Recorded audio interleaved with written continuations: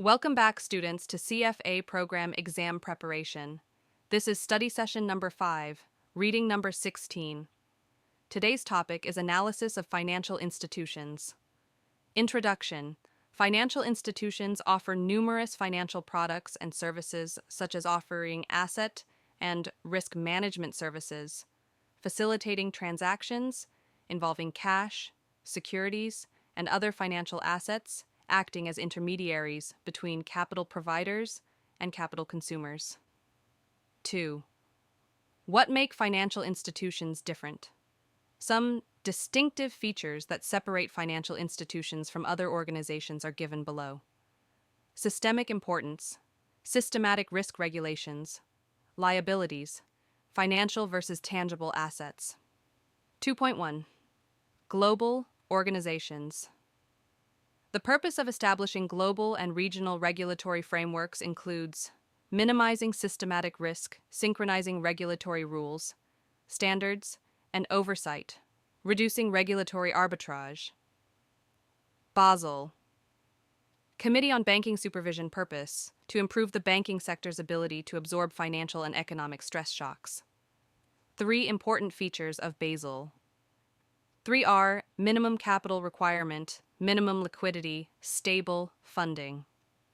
The primary goals of Basel III are preventing banks from taking excessive leverage, insisting banks develop processes to improve their risk assessment, asset quality, capital base, etc. 2.2. Individual jurisdictions' regulatory authorities. Global organizations work with individual jurisdictions' regulatory bodies because these bodies have more power and influence on the operations of financial institutions in that jurisdiction.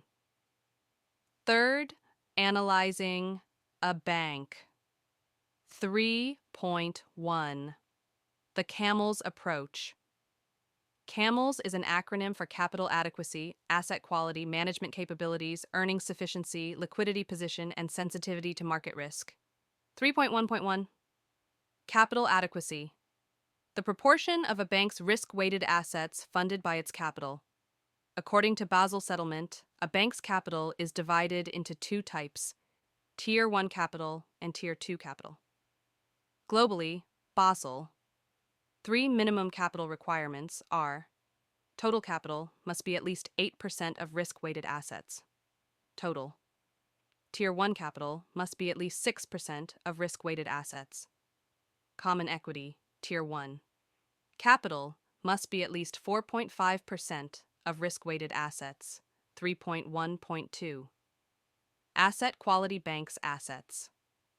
Quality is determined particularly by the current and potential credit risks linked with those assets, broadly by the strength of its overall risk management process to generate those assets.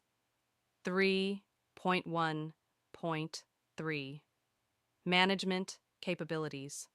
Effective management is characterized as exploring profit opportunities while simultaneously managing risks.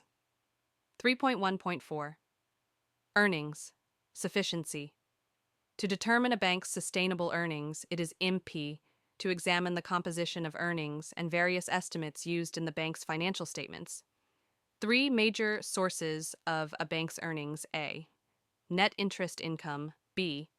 Service income, C. Trading income.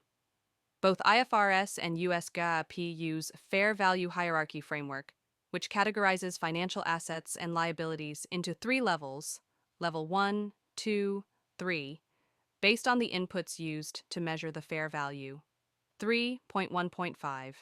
Liquid position Basel. 3 set the following 2 minimum liquidity standards. Liquidity coverage ratio. LCR should be a minimum of 100%. Net stable funding ratio. NSFR should be a minimum of greater than 100%, 3.1.6.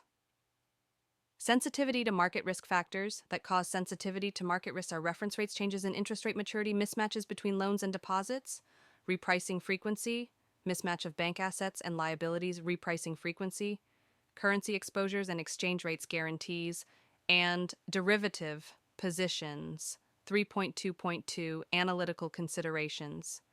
Not assessed by CAMELS, that are also relevant for any competitive environment: off-balance sheet items, segment information, currency exposure, risk factors, Basel. 3. Disclosures. 4. Analyzing an insurance company. Insurance companies provide protection against adverse events, earn revenues from premiums, and investment income are classified as I. Property and casualty, P and C. 2. Life and health, L and H. 4.1. Property and casualty insurance companies. 4.1.1. Operations, products, and distribution. Property insurance provides protection against loss or damage. Casualty insurance, aka liability insurance, provides protection against legal liabilities resulting from the insured's interaction with a third party. Multiple peril policies offer protection against more than one form of loss. Two ways to distribute insurance are direct writing, agency writing. 4.1.2. Earnings. Characteristics. P&C insurance business is highly price sensitive, involving many competitors, and is cyclical in nature. The business goes through hard and soft pricing cycles. 4.1.3. Investment returns. P&C insurers invest premiums conservatively, typically in low-risk, steady return investments, because they operate in an environment of high competition, uncertainty. 4.1.4. Liquidity. P&C insurers invest in highly liquid securities. The fair value hierarchy of firms' investment securities determines their liquidity position. 4.1.5. Capitalization. No global risk-based capital standards for insurers, however. In various jurisdictions, local authorities impose some minimum capital requirements. 4.2. Life and health insurance companies. 4.2.1. Operations, products, and distribution. Life insurers offer a variety of products, e.g., term insurance policies, policies offering savings and death benefits, investment products linked to the market, etc. Health insurers offer various insurance products designed to cover different health-related needs. L&H insurers distribute their products either directly to consumers or through agents. 4.2.2. Earnings. Characteristics. Major expenses of L&H insurers are benefit payments to policyholders and contract surrenders. Earnings of L&H insurance companies are affected by accounting items that require management judgment and estimates. 4.2.3. Investment returns. Key features to assess L&H companies' investment returns are diversification, investment performance, interest rate risks, and liquidity. 4.2.4. Liquidity.